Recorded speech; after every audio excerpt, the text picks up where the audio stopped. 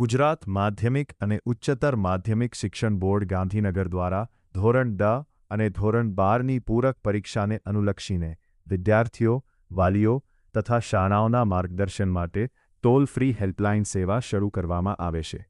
શિક્ષણ બોર્ડની યાદીમાં જણાવ્યા અનુસાર ધોરણ 10 અને ધોરણ 12ની પૂરક પરીક્ષા મુકવેલ તારીખ 11 જૂન 2026થી 20 જૂન 2026 દરમિયાન યોજાનાર છે.